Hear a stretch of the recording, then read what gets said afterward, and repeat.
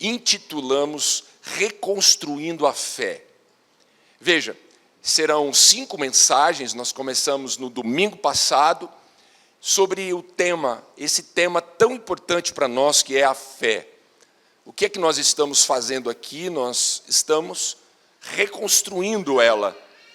Muitas vezes, algumas áreas da nossa vida, alguns temas importantes precisam ser revisitados e restaurados. O que nós estamos fazendo é olhar para esse tema, a fé, e a fé envolve, veja, muitas coisas. Hoje nós vamos ver mais uma parte, mais um aspecto da nossa fé, onde nós vamos olhar o papel da Igreja de Jesus. Veja, e é importante, porque se você não tem uma fé saudável, se a sua fé não é uma fé bem fundamentada, estruturada, você pode construir muitas coisas em cima de uma base, e quando você nem perceber, e vier, quem sabe, uma tempestade, por exemplo, aquilo que você construiu e levou anos para construir, pode desabar, você pode perder o que você não gostaria de perder, tudo por construir em cima de uma base que não é uma base sólida, que não é a palavra de Deus, a rocha. Então, veja, que importante você revisitar esses temas, como a fé, e restaurar ela, fazê-la realmente mais forte. Nós queremos ajudar você. Então não falte, domingo que vem nós temos mais, serão 5 mensagens ao todo, e durante o ano todo nós separamos temas que vão acrescentar muito na nossa vida. O que realmente muda a nossa vida não é o que a gente ouve apenas, mas é o que a gente decide fazer depois de ouvir o que a gente acabou de ouvir. Ouça a palavra, obedeça a palavra, e como nós vimos aqui, colheremos em 2025 os melhores frutos dessa terra. Amém, irmãos? Os melhores frutos. É isso que nós desejamos para você, para a sua casa, para a sua família, para os seus negócios. Os melhores frutos. Mas não apenas da boca para fora. Nós queremos ensinar você a semear bem, a cultivar essa semente e cuidar dela para que a qualquer momento você possa colher os melhores frutos dessa terra. Vamos para a palavra. 1 Coríntios, capítulo 12, a partir do versículo 15. São palavras do apóstolo Paulo para a igreja, que no caso era a igreja que estava localizada numa cidade chamada Corinto. A cidade de Corinto. Essa carta foi escrita primeiramente para aquela igreja, para aqueles irmãos. Ele está dizendo assim, verso 15. Se o nosso pé disser, por que eu não sou a mão? Eu não sou do corpo? Não é, portanto, do corpo? E se a orelha, porventura, disser assim, por que eu não sou o olho? E eu não sou do corpo? Não é, portanto, do corpo? Se todo o corpo fosse olho, onde é que estaria então o ouvido? Se todo o corpo fosse ouvido, onde é que estaria então o olfato? Mas agora Deus colocou cada um dos membros no corpo como lhe agradou. E se todos eles fossem um só membro, onde é que estaria então o corpo? Mas agora eles são muitos membros, mas são um só corpo. Quero fazer uma oração. Por favor, feche os seus olhos. Antes de eu orar, coloque sua vida agora na presença de Deus. Faça desse momento um momento especial. Todos nós estaremos agora diante da palavra. Peça a Deus, Senhor, fala ao meu coração. Ó Deus, venha iluminar nossa mente através do Teu Santo Espírito. Venha, Espírito Santo, e se faça presente, assim como o Senhor já se fez presente desde o momento em que a gente começou tudo isso. Já sentimos, ó Deus, o Senhor falando, ministrando alegria, ministrando paz. Enquanto nós cantávamos, o Senhor ministrava nas nossas vidas. Agora nós estamos diante da palavra. Ela foi lida e eu peço a Deus, Pai, venha iluminar nossa mente para que a gente possa compreendê-la.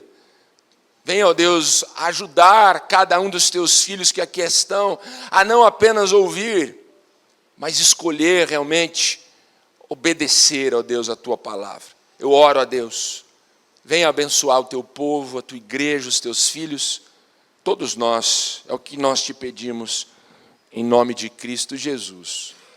Amém. Vejam, eu não sei quantos de vocês carregam no corpo uma cicatriz. Eu tenho algumas, poucas, mas são cicatrizes. Eu tenho uma aqui no meu braço, por exemplo, suficiente para mim olhar para ela e me lembrar realmente do que aconteceu no momento em que eu a adquiri. Eu costumo dizer que toda cicatriz que a gente carrega no corpo, ela tem uma história. Ela tem uma história. Hoje é um momento especial. O Augusto, depois de 2 meses fora de casa, né, Augusto, voltou para casa, estava passeando com a avó, ficou 2 meses na casa do meu cunhado na Austrália.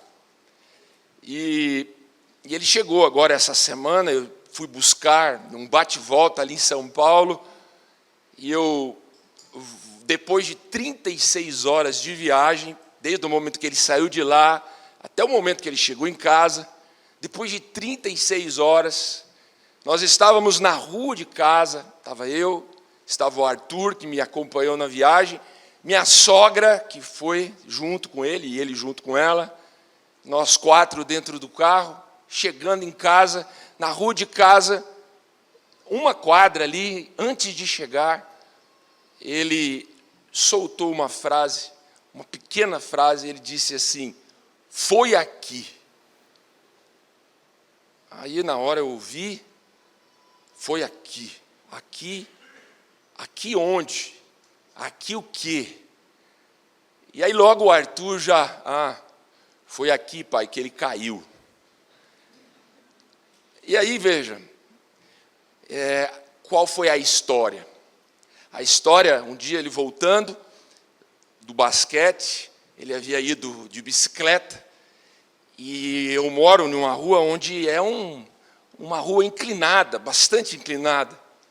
E quando ele chegou no último cruzamento, antes de chegar em casa, eu acho que ele freou, ele freou demais o freio da frente, além daquilo que podia.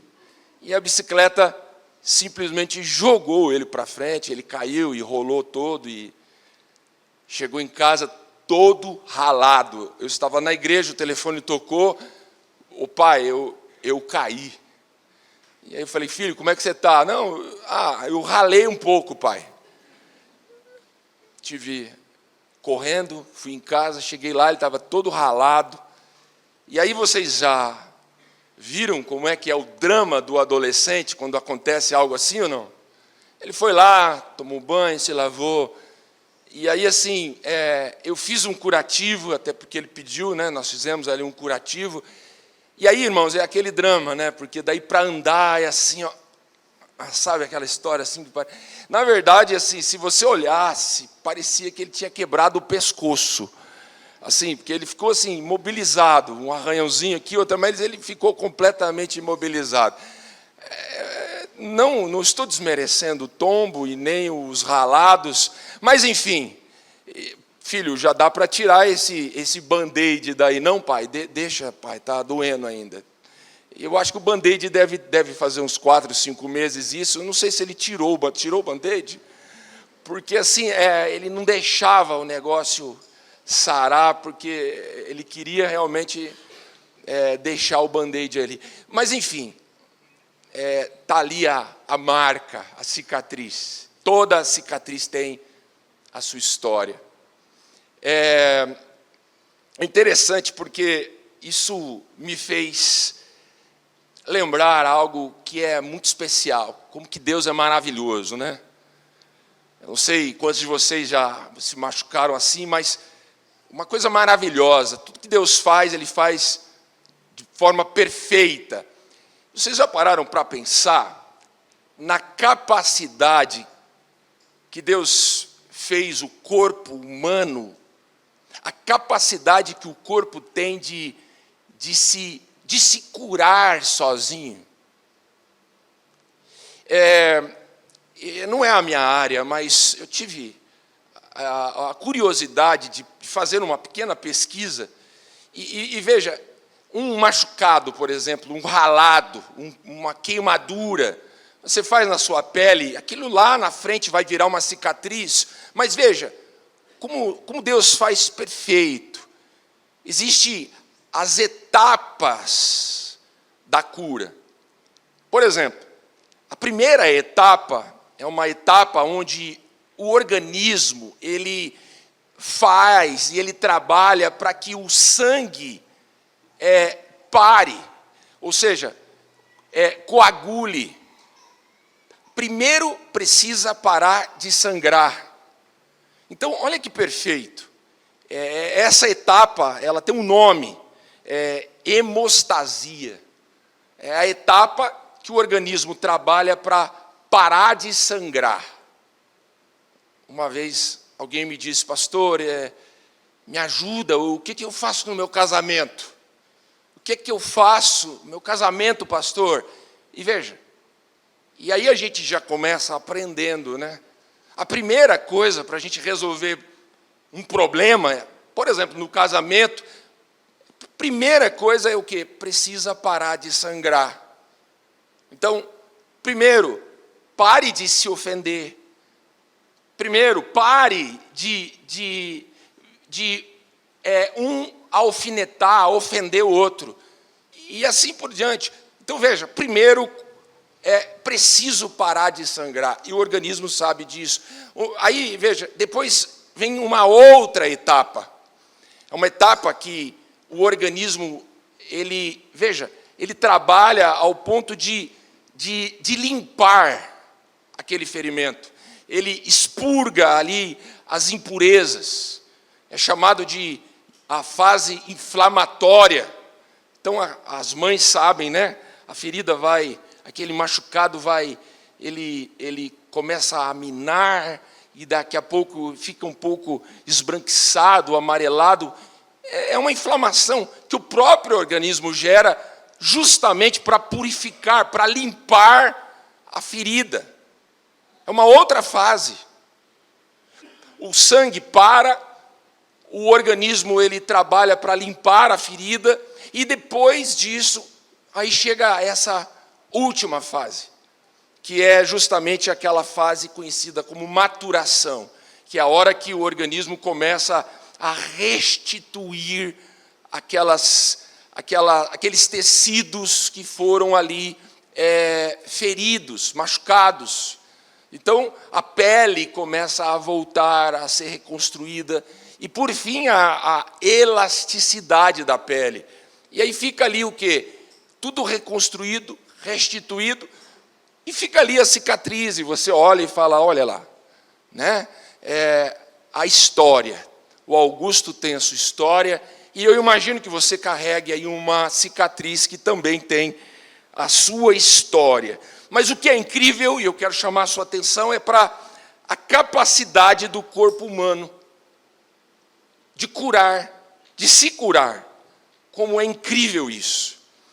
E não é coincidência, quando Deus ele vai falar sobre a igreja, quando ele vai falar de nós, cristãos, nós somos discípulos de Jesus, somos os crentes, aqueles que colocaram fé em Jesus, na missão de Jesus. Quando Deus vai falar da igreja, ele fala e ele chama a sua igreja de família espiritual, mas ele também chama a igreja de corpo. É o corpo. A igreja é conhecida na Bíblia como o corpo de Cristo. E aí, por falar em igreja, eu quero abrir um parênteses. Por quê? Porque a nossa igreja é uma bênção. Não é porque eu sou um dos pastores dela, não é porque eu estou aqui já há mais de 11 anos, mas essa igreja é maravilhosa. Eu louvo a Deus por aquilo que Deus está fazendo no nosso meio. Na quarta-feira passada, nós tivemos aqui a nossa primeira celebração da melhor idade desse ano. São irmãos de 60 ou mais, e nós, nos reunimos com eles para que eles possam ter o momento deles. Então a gente canta as músicas lá de antigamente, o nosso inário Aleluia, nós abrimos os inários, nós cantamos, e foi um momento maravilhoso. A primeira desse ano foi agora na última quarta-feira. Por que isso?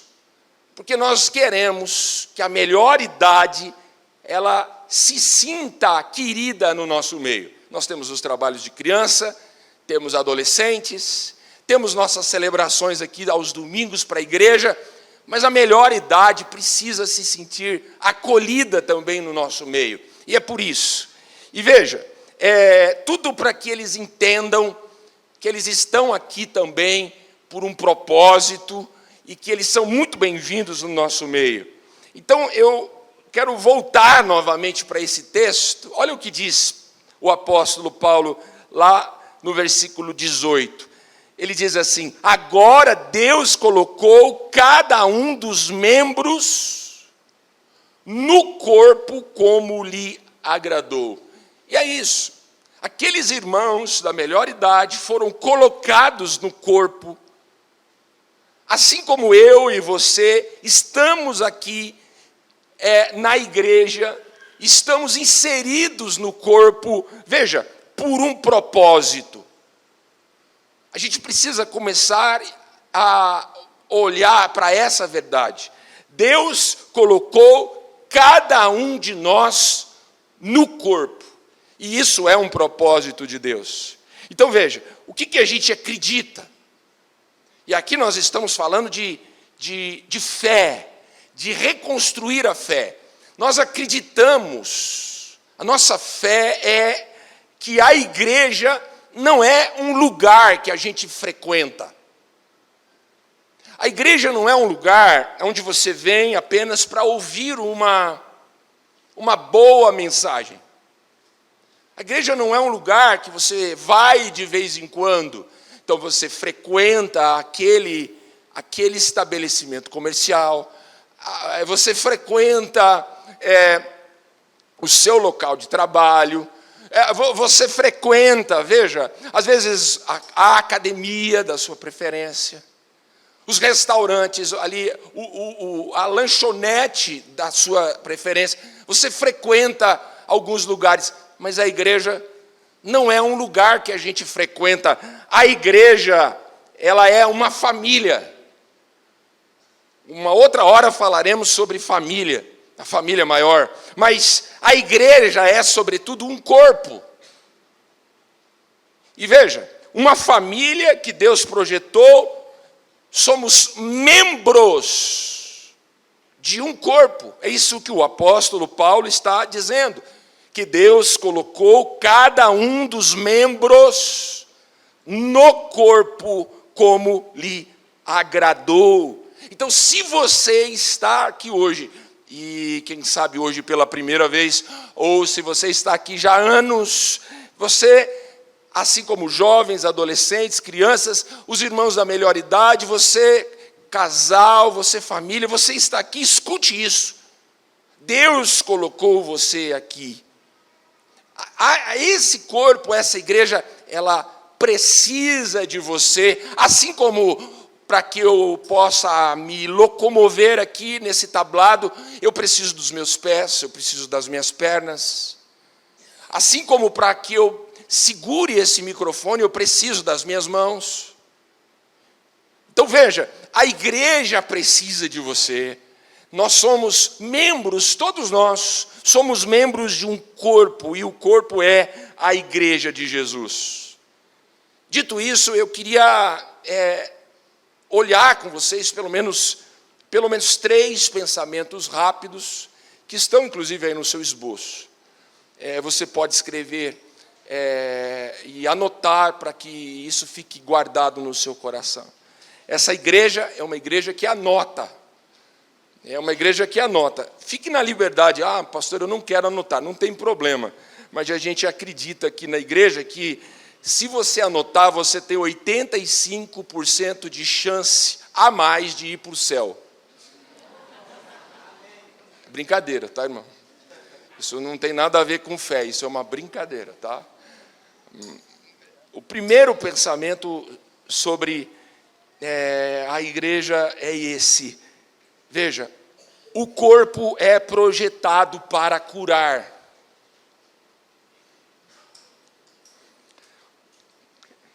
O corpo é projetado para curar. Deus pensou na igreja nessa perspectiva. É uma perspectiva, é um aspecto da igreja extremamente importante.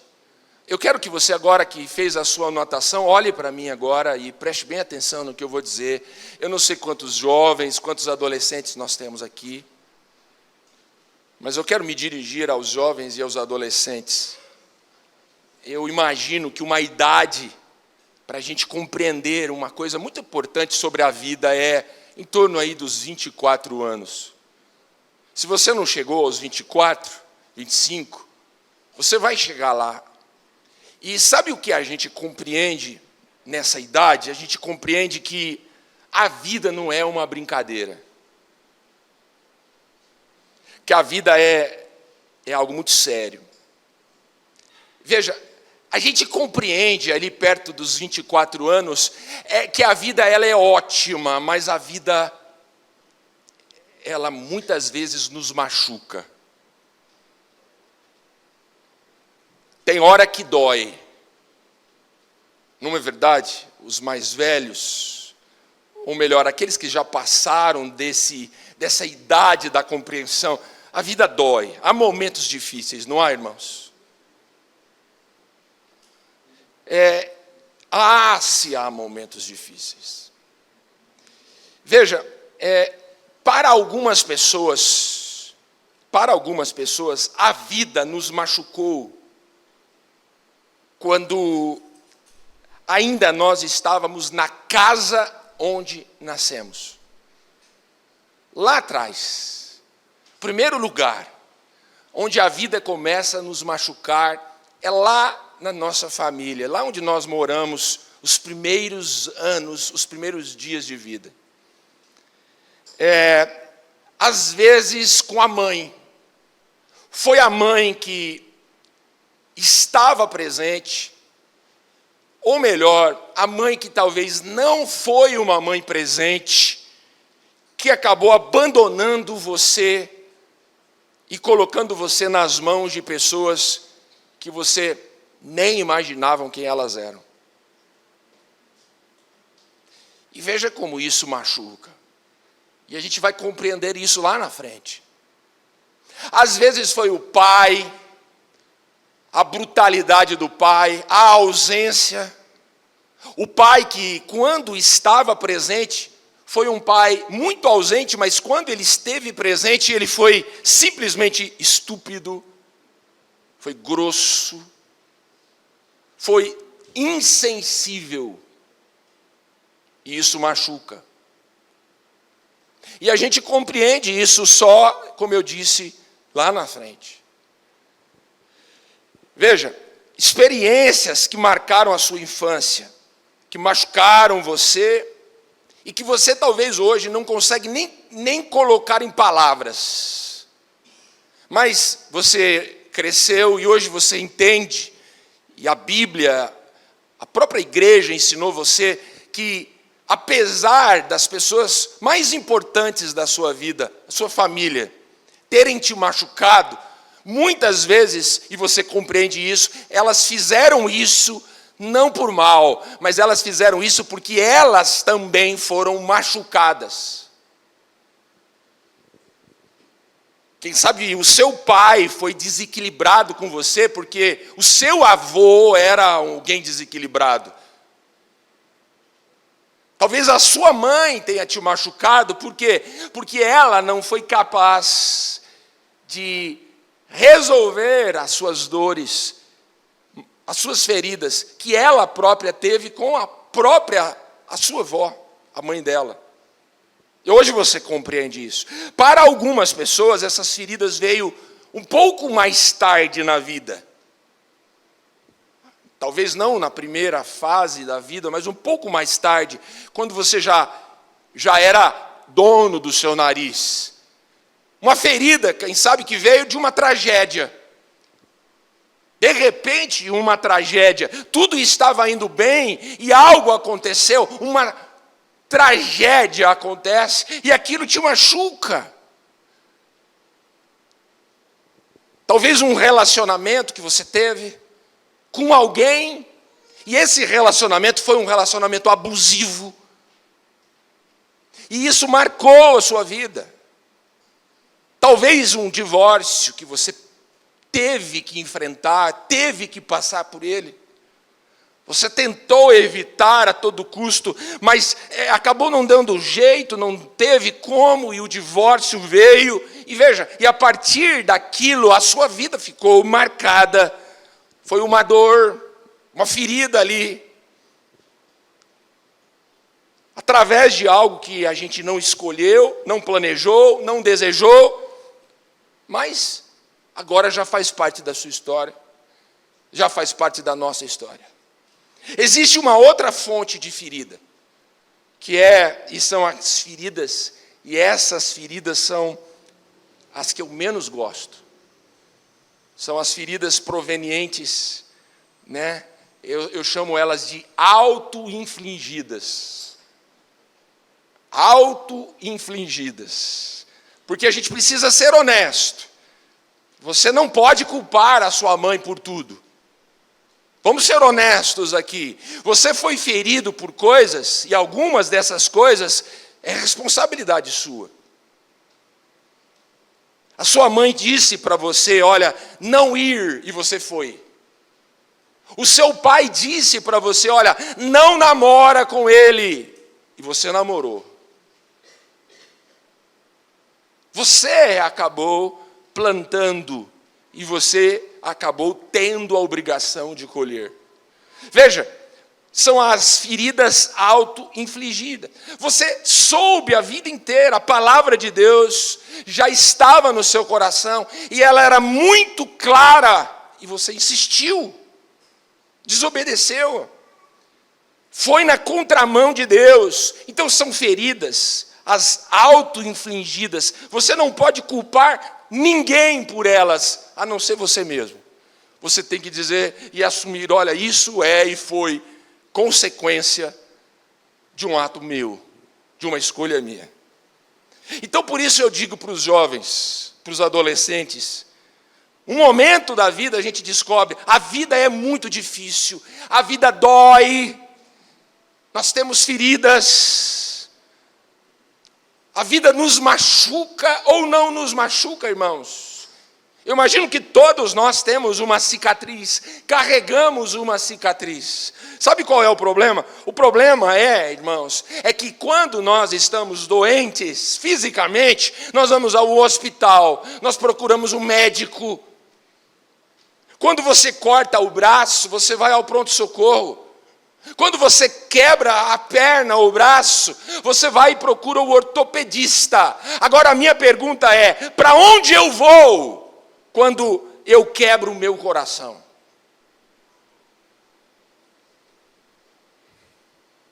Alguém pode dizer assim, pastor, mas é assim mesmo, a vida é dura para todo mundo, eu tenho que me conformar. Alguém pode dizer assim para você: quando crescer, sara. Você já disse isso para o seu filho? E muitos de nós não saramos. Nós crescemos e não saramos. Feridas estão abertas, sangrando ainda, por sinal. O tempo, pastor, vai curar. O tempo cura todas as coisas. Você quebra a perna, e aí você deixa do jeito que está. O tempo cura? Pode curar. Mas você pode mancar a vida inteira por não curar direito, por deixar a sua perna calcificar torta. O tempo cura, mas não necessariamente cura direito. Então veja, escute isso: há feridas na sua vida que, se não forem tratadas, elas vão entortar a sua vida inteira, vão comprometer a sua vida inteira, a sua estrutura inteira, e muitas vezes vão prejudicar outras pessoas. E aí tem os possíveis remédios. Quais são os remédios que as pessoas acabam tomando para curar as suas dores, para afogar, como digo, os seus dramas? Por exemplo, o primeiro remédio são os relacionamentos. Para resolver o problema de uma ferida, de um trauma, para resolver ali algo que aconteceu na sua vida, um buraco que se abriu, alguns procuram, por exemplo, um amor. Um relacionamento. Se eu puder encontrar alguém na minha vida, pastor, que pudesse me amar do jeito que eu sou, talvez isso me faria me sentir melhor. E aí a pessoa sai à procura de alguém que vai amar ela do jeito que ela é. Então a gente se cerca de pessoas, e aí você vai, se aproxima de alguém, entrega seu coração para essa pessoa, entrega a sua vida para essa pessoa, e aí você começa dar para essa pessoa aquilo que você não tem. E aí chega um momento que a dor, que a princípio foi resolvida momentaneamente, por você estar agora junto com alguém, essa dor vai aumentar. Porque você está dando o que você não tem. E quando você dá o que você não tem, você recebe o que você não quer. Um outro remédio, um falso remédio, são as realizações. A pessoa, ela vai em busca de provar algo para ela mesma e para as outras pessoas. Olha, eu vim dessa casa, eu saí dessa família, eu passei por isso, eu passei por aquilo, eu fui isso, eu fui aquilo, olha como eu sofri, mas olha quem eu me tornei. São as realizações. É um remédio que as pessoas usam para amenizar a dor. Então elas acabam se envolvendo com muitas coisas, acumulando diplomas nas paredes, trabalham e continuam trabalhando, conquistam um monte de coisa e mesmo assim continuam vazios e com a ferida aberta. Porque esse remédio é um remédio que é um placebo. É um remédio que você toma, que não serve para nada. É a mesma coisa de você dar água com açúcar para o seu filho e falar para ele assim: olha, filho, aqui, esse remédio vai sarar você. E aí ele toma, fala assim, daí você: melhorou? Nossa, sarou. Sarou, pai. É placebo. Você pode conquistar o mundo inteiro se você não curar e não se curar novamente ou perfeitamente da sua ferida. Aquilo vai continuar inflamado, doendo e incomodando você. Um outro remédio são aqueles que eu chamo de anestésicos. É o conformismo. É simplesmente você desistir. Não, eu não quero mais mexer nisso. É você se conformar, desistir da esperança de cura. E aí você vai fazer o quê? E o que essas pessoas fazem nesse momento, com esse remédio? Elas, por exemplo, elas se entregam para um vício. São pessoas que, por exemplo, estão escravizadas. Elas estão escravas do álcool. Ela bebe para afogar as suas mágoas. Pessoas que se entregam e que vão para os vícios das drogas. Pessoas que acabam indo para o sexo, e quando eu falo do sexo, eu falo fora dos padrões de Deus. Entregam o seu corpo. E hoje isso está muito na moda, a questão dos jogos. Principalmente esses jogos eletrônicos, onde você vai ali com o aplicativo, a pessoa se entrega para aquilo, está gastando o que não pode. E quando você vai olhar para as raízes, e quando você vai a fundo, você vai perceber que é justamente o quê? Fruto de uma ferida aberta, que não foi curada como deveria ser. Então veja, estas coisas, todas essas, são frutos da tentativa de uma pessoa de curar algo na vida. Agora veja o que a Bíblia diz. Olha o que a Bíblia diz, Atos capítulo 9, eu quero chamar a sua atenção para isso. Olha esse texto. E o Senhor disse-lhes: levanta-te e vai à rua chamada direita e pergunta na casa de Judas por alguém chamado Saulo, o Saulo de Tarso. Porque eis que ele está orando, e em uma visão ele viu um homem chamado Ananias, que entrava, que impunha a sua mão sobre ele, para que ele pudesse receber a cura, ou melhor, receber a sua visão de volta. Esse texto está falando de Paulo, e é importante, esse texto fala de Paulo quando ainda ele era o Saulo, e ele estava aqui cego, sem conseguir enxergar nada. O que eu acho impressionante? Um dia alguém disse para Saulo assim, eu imagino isso: olha, Saulo, se você tiver conhecimento, se você tiver educação, se você tiver religião, uma boa religião, se você, Saulo, for uma pessoa importante, você vai ter sentido na vida, a sua dor vai valer a pena. Saulo acreditou nisso. Saulo adquiriu conhecimento. Um dos homens mais inteligentes da época. Um dos homens mais religiosos. Ele era fariseu. Sabe o que é um fariseu? Fariseu é alguém que, com 13 anos de idade, ele precisava saber de cor, palavra por palavra, dos 5 livros da Bíblia, os 5 primeiros livros da Bíblia. Palavra por palavra. Então veja, um homem extremamente religioso. E o que a gente vê aqui? A gente percebe que mesmo ele se tornando quem ele se tornou, ele continuou sendo uma pessoa vazia, e tudo aquilo que ele estava fazendo não estava valendo a pena, caminhando na contramão de Deus. E aí Paulo está aqui, chega um momento da vida dele em que ele percebe, dizendo assim: não dá mais, eu estou cego, literalmente cego, minha vida não tem sentido, eu conquistei tudo isso e olha onde eu estou.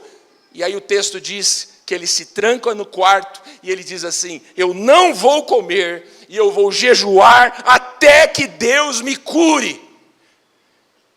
E veja, e há coisas na vida da gente que acontecem, e tem na Bíblia, são coisas que acontecem que a gente parece não ter sentido. Porque daí eu olho para isso, e eu olho para essa passagem, Saulo nessa situação, ele se trancado no quarto orando, pedindo para Deus curar. E eu imagino que, sendo eu Deus, não seria mais fácil? Olha só, não seria mais fácil Deus simplesmente responder a oração dele?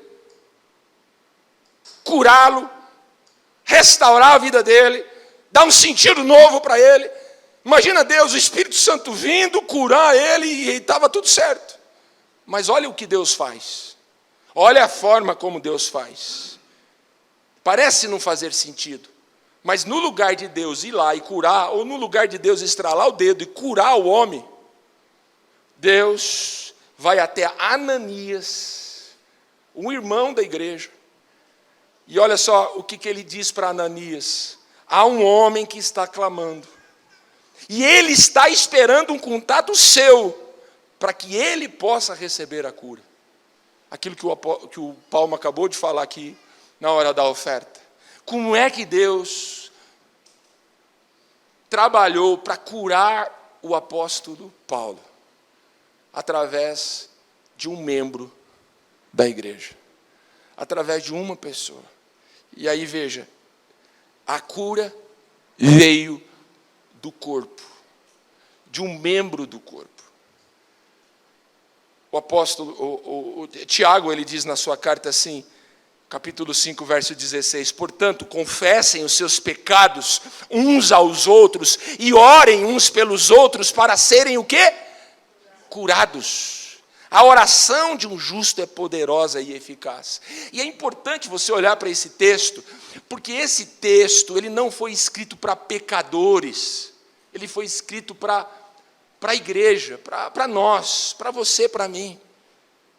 Por que eu estou dizendo isso? Porque a palavra pecado aqui, ela é uma palavra ampla. Ela está dizendo aqui, veja, confesse os seus erros, porque pecado aqui é errar o alvo.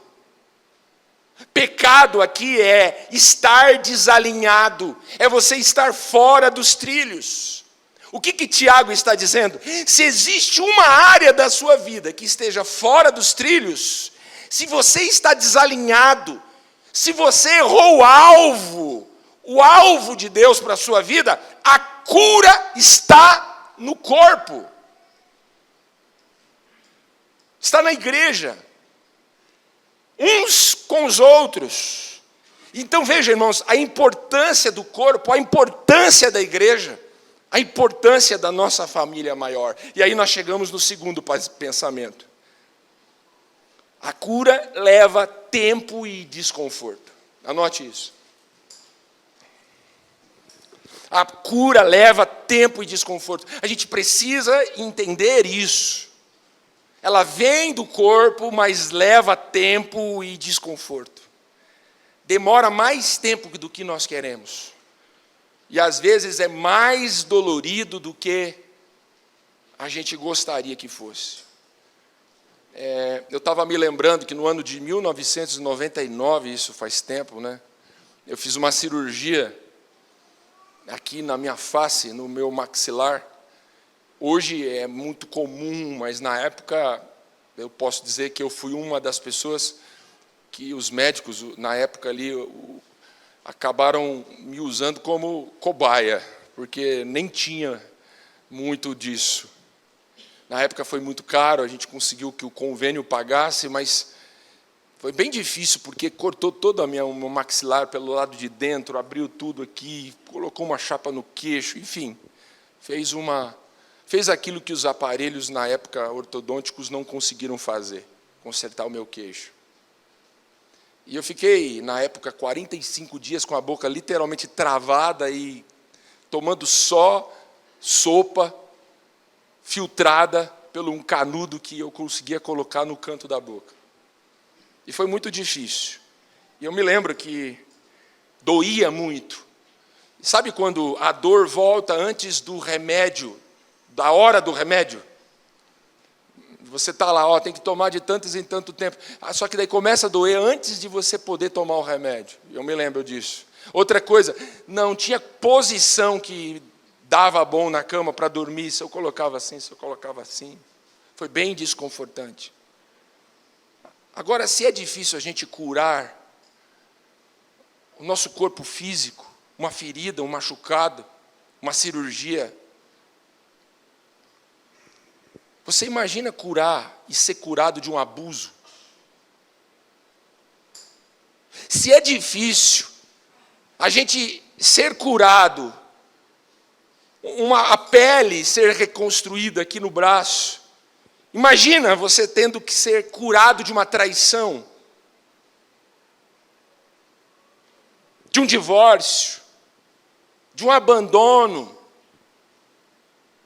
de uma tragédia. É a mãe que perdeu o filho no acidente. Uma tragédia. Imagine ser curado disso. Então veja, no processo de cura, às vezes a gente finge. E aí, não fique bravo comigo, mas ninguém finge tão bem que nem o pessoal da igreja. A igreja se tornou, para muitas pessoas, um lugar onde a gente se esconde nela. E aqui a gente está feliz, mas na verdade, muitos estão com as feridas abertas. E a gente fica fingindo. E eu estou falando isso porque eu, muitas vezes, como pastor, acabo também tendo que fingir. Quem nunca fingiu um sorriso estando triste?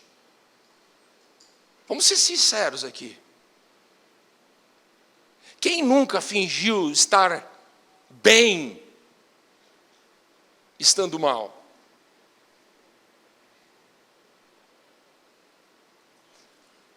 Mas veja, há um momento nas Escrituras que Jesus veio para algumas pessoas, inclusive religiosos, os fariseus. E olha o que Jesus disse em João 8. Jesus disse assim: eu sou a verdade. Conhecereis a verdade, e a verdade vos libertarás. Então veja, o que Jesus disse? Disse para esses irmãos, ou melhor, para essas pessoas, esses religiosos: se vocês, olha, eu sou a verdade, e se vocês conhecerem a verdade vai libertar vocês. E olha o que eles responderam: nós não precisamos de ajuda. Nós somos a semente de Abraão e nós nunca fomos escravos. Liberdade do quê? Nós nunca fomos escravos de ninguém. Como o Senhor está dizendo, sereis feitos livres. Nós nunca fomos escravos. Nós nunca estivemos doentes. Então veja, irmãos, é mais fácil a gente negar. É mais fácil a gente fingir. É muito mais fácil a gente fingir estar bem do que ter que admitir que nós não estamos bem e que a gente precisa de ajuda. Vamos fazer um teste aqui, rapidamente. Todos que puderem. Vamos inspirar e expirar. Assim, ó. Vamos lá, todo mundo? E agora? Mais uma vez, vamos lá?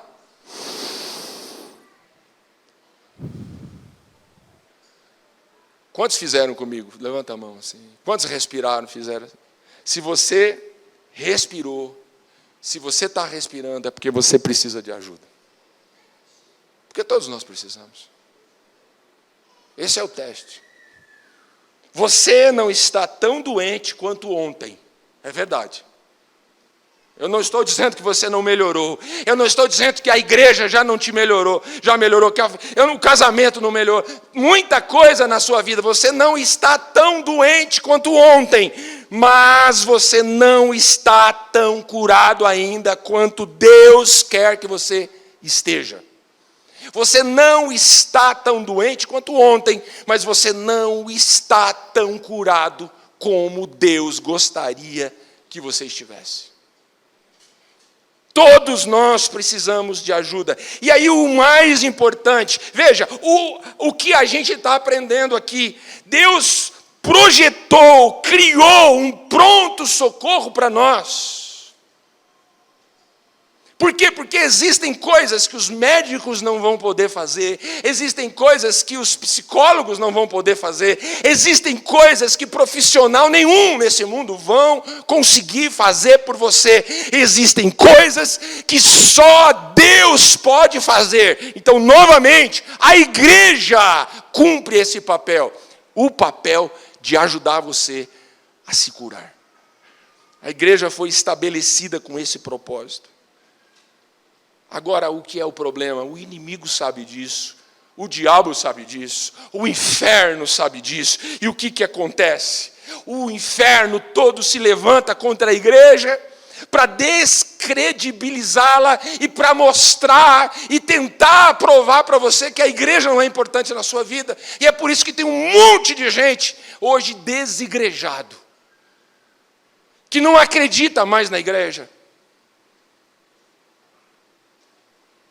E é verdade que existem escândalos, e é verdade que existem falsos mestres, falsos profetas, enganadores, tudo isso não é novidade, mas nós não podemos deixar de olhar para a igreja como um projeto de Deus para nos ajudar na cura da nossa alma, da nossa vida. A igreja nos ajuda. O inimigo sabe disso e veja, o que acontece? Hoje as pessoas saem da igreja por razões tolas. Eu já vi gente saindo da igreja falando assim, o pastor não gosta de mim. Como é que você sabe que o pastor não gosta de você? Porque ele não me cumprimentou no mercado. Você vai sair da igreja porque o pastor não te cumprimentou no mercado. Seu pastor é ladrão? Seu pastor é prostituto? O seu pastor é mau caráter? Não. Ele só não me cumprimentou no mercado. Irmão.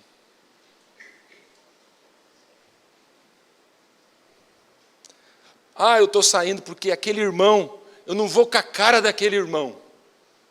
Ele me fez mal, É sério mesmo que você vai deixar que um problema que você teve com um irmão tirar você, afastar você do lugar que está fazendo você se tornar uma pessoa melhor? Um irmão doente tira você do lugar onde você está sendo curado. É verdade mesmo? Ou tem alguém aqui que é são? Ou tem alguém aqui na igreja que é curado, que não precisa? Se você está respirando, meu irmão, você é um doente assim como eu. A diferença é que a minha ferida é diferente da sua, mas todos nós temos uma. Então, escute isso. Não saia no meio do processo. Deus tem você exatamente aonde Ele precisa para te curar, restaurar, libertar, dar a você a vida plena, abundante. Você não pode sair no meio do processo. Imagine um médico abrindo o peito para fazer a cirurgia cardíaca no paciente, e o paciente acordar e não gostar do jeito que o médico colocou o bisturi no peito e dizer assim, eu não gostei. E vai sair embora com o peito aberto. Imagine. Existem pessoas que fazem isso. São pessoas que estão saindo por aí com o peito aberto, dizendo assim, não gostei, não estou gostando. Como é que Deus nos cura? E eu não tenho muito tempo. E veja, mas rapidamente, existem muitas formas, muitos jeitos. A gente só precisa, veja, de paciência, aguardar. Tudo faz parte de um processo. Às vezes, meu irmão, para Deus curar algo na sua vida que está doendo, Deus permitirá que um irmão pise no seu pé, para que você coloque o seu coração no lugar certo. Agora, todas as coisas cooperam para o bem, a gente não entende isso, e a gente aplica isso só quando a gente quer. Como é que Deus nos cura? Através da sua presença. Irmãos, como é maravilhoso, eu já estava falando do louvor aqui, e sabe aquela história daquela mulher que chegou na igreja, e ela, logo no começo, na primeira música, ela começou a chorar, o filho dela, que um adolescentezinho, uma criança ainda, olhou para ela e falou assim, mãe, por que a senhora está chorando, mãe? O pessoal cantando, adorando, e ela chorando ali, por que está chorando? E ela, com vergonha de dizer que ela estava sentindo algo que ela nunca tinha sentido em lugar nenhum, ela chorando, ela olhou para o filho e falou assim, é que aqui tem muita poeira na igreja. E o filho dela, tá mãe, tá bom. Irmãos, fala a verdade, a presença de Deus. Eu estava cantando, adorando a Deus, e eu faço isso como se fosse a minha última celebração. Cada canção que a gente cantou aqui hoje, a presença de Deus. E aí daqui a pouco a gente começa a perceber o que Deus curando a gente, restaurando a gente. A oração. Eu ouvi de uma irmã na semana passada, de uma celebração nossa aqui, onde ela chegou junto com alguém da casa, alguém da família, e a pessoa estava passando por um momento difícil. Na hora da oração, no momento da oração, a pessoa recebeu ali uma visitação, e ela saiu abençoada, ela saiu liberta daquela angústia. Uma oração. Como é que Deus nos cura? A palavra. Olha como a palavra está hoje curando você, alinhando você com os propósitos de Deus, restaurando a sua vida. Olha o que o salmista diz: Ele, o Senhor, enviou a sua palavra. Ele, com a palavra, nos curou, nos libertou das nossas destruições. A palavra de Deus. Então veja, o que a palavra de Deus faz? Muitas feridas que insistem na sua vida são por causa de mentiras que você acreditou. E a palavra vem para dar a você as verdades. Porque quando você substitui e tira as mentiras e coloca a verdade, as suas feridas são curadas. O problema não é o abuso que você teve na vida, o problema não é, veja só, aquilo que você passou, o problema é o que você passou a acreditar depois daquilo. E a palavra vem para dizer que você não é o seu abuso, que você é um filho, uma filha amada de Deus, e você recebe as verdades, e você é curado, você cessa esse ciclo de destruição. E o terceiro e último pensamento é que a gente é curado para curar os outros.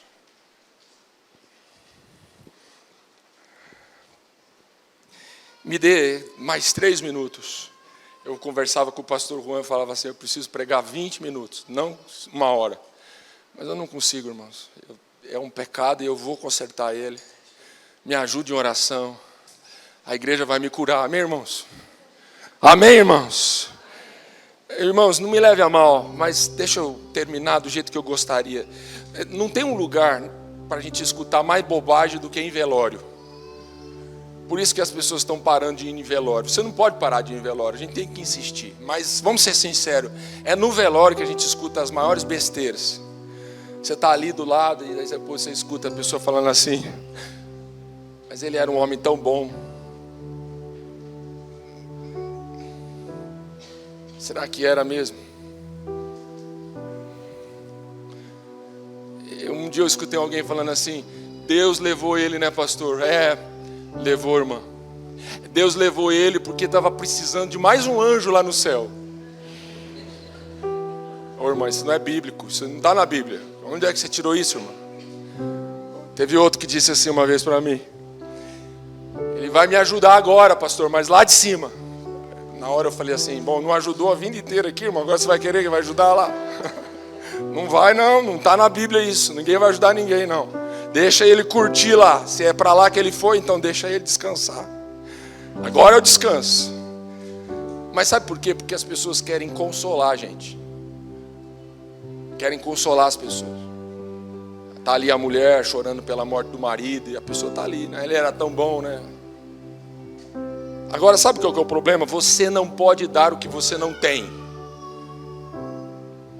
Escreva isso, pense nisso, reflita sobre isso.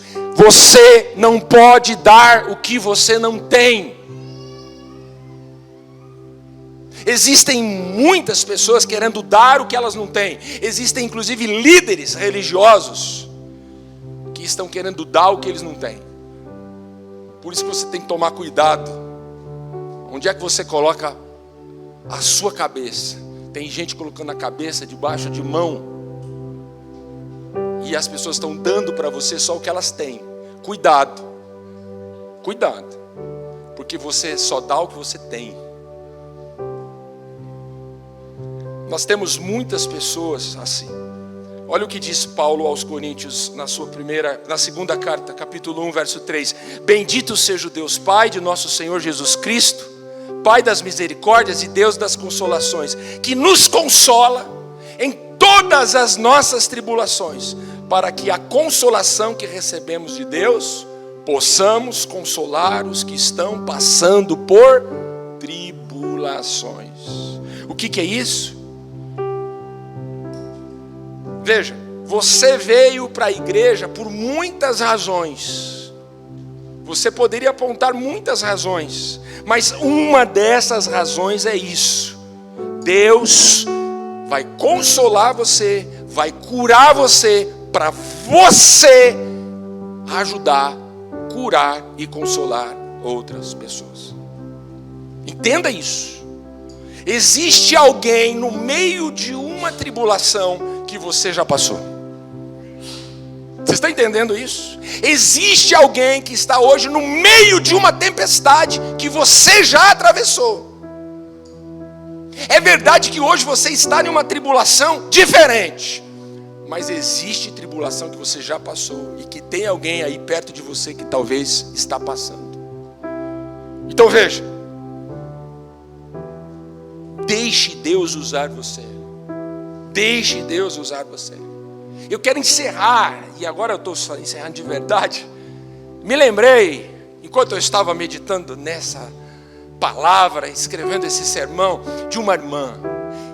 Fica em pé para me contar, que senão se eu não ficar em pé eu não vou terminar. Fica em pé. Essa irmã, uma irmã nossa lá de Faxinal ainda, eu nunca vou me esquecer da história dela. E ela era uma irmã alegre, feliz, e ela gostava de abraçar. E ela abraçava, era uma senhora, ela abraçava. E ela vinha lá abraçar, deixa eu dar um abraço, e abraçava, e abraçava. E ela era conhecida como a irmã do abraço. A irmã do abraço. Carinhosa, muito especial. E um dia, num momento assim, a gente estava numa célula e ela estava testemunhando, ela estava dizendo assim, o pessoal brinca e fala que eu abraço muito. Um dia eu cheguei na igreja pela primeira vez, e ela falava assim, e ela comentou, quando eu entrei na igreja eu disse para Deus assim, oh Deus, fala comigo e muda a minha vida, ou eu vou dar um cabo na minha vida, porque eu não aguento mais ela. E ela falava assim, a primeira nota, a primeira música já começou. Eu comecei a chorar, eu não sabia de onde vinha. Eu comecei a chorar, e Deus foi começando a ministrar, a palavra veio, parece que eu estava sozinho naquele auditório imenso. E Deus falava comigo e eu sabia, quando acabou o culto, eu já tinha recebido de Deus o que eu havia pedido. Deus já tinha falado comigo, mas Ele era tão bom e foi tão bom comigo, que chegou uma outra pessoa e falou até o nome dela. Chegou a irmã Ione. Essa irmã Ione já faleceu hoje, mas na época ela estava viva. Chegou a irmã Ione, e a irmã Ione me deu um abraço. Ela me deu um abraço. Quando ela me deu um abraço, ela simplesmente disse assim no meu ouvido, a gente está tão feliz de você estar aqui hoje. Você é muito especial para mim, mas você é muito especial para Deus. E ela me deu aquele abraço, e aquele abraço foi o suficiente para eu nunca mais deixar a igreja, para eu entregar minha vida, meu coração para Jesus e nunca mais sair daqui. E por isso hoje eu abraço, e eu abraço todo mundo, porque eu não consigo saber quem é que está precisando de um abraço, quem é que está precisando de uma palavra, quem é que entrou na igreja como um dia eu entrei, querendo dar fim nela. Então hoje eu abraço todo mundo. Irmãos, quando ela terminou, a gente não sabia se a gente ria, se a gente chorava. Tinha irmão chorando, tinha irmão rindo. E eu sei que a gente se abraçou ali. Então deixa eu te dizer uma coisa. Você não está totalmente curado. Todos nós temos uma área da vida que precisamos de cura. Mas vamos ser sinceros. Tem alguém precisando de um abraço seu. Tem alguém precisando de uma palavra sua. Então não seja egoísta. Você não está aqui simplesmente para receber, mas você está aqui para se colocar à disposição de Deus, porque se Deus está fazendo, é para um propósito. Deus cura e consola você, para você ser um instrumento de cura e de consolação para a vida daqueles que estão passando o que você já passou. Eu quero orar agora sim pela sua vida. Senhor, obrigado, a tua palavra é poderosa, maravilhosa, é libertadora. Como é verdade o que o Senhor um dia disse: conhecereis a verdade, e a verdade libertará, vos libertará. Obrigado por nos libertar de tantos conceitos, de tantas mentiras, de tantos rótulos que nós acabamos abraçando. Obrigado. Obrigado pela vida da igreja. Apesar de ser um corpo imperfeito, ó Pai, é um lugar de cura. É um lugar onde temos a tua presença. É um lugar de oração. É um lugar onde temos a palavra vinda dos céus. Ó Deus, obrigado por esse lugar. Obrigado, ó Deus, pela vida dos nossos irmãos.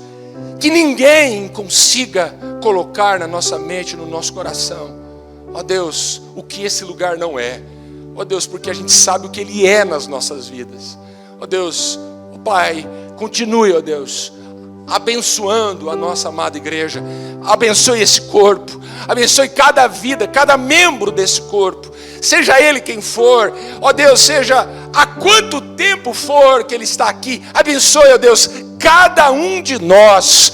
Deus, em o nome de Jesus, aqueles que estão aqui hoje, que recebem essa palavra, que precisam de restauração, que precisam de cura. Olhe agora, ó Deus, para onde houver uma ferida aberta, aonde houver um trauma, aonde haver, ó Deus, uma necessidade, Deus, em o nome de Jesus, que durante os próximos meses, anos, ó Deus, que essas feridas possam se tornar cicatrizes, e que essas cicatrizes se tornem, ó Deus, um motivo para nós testemunharmos e ajudarmos outros a passar por aquilo que nós já passamos. Eu oro, ó Deus, eu abençoo a todos nessa manhã, e eu faço no nome poderoso de Jesus. Amém, amém e graças a Deus. Amém, vamos aplaudir Jesus.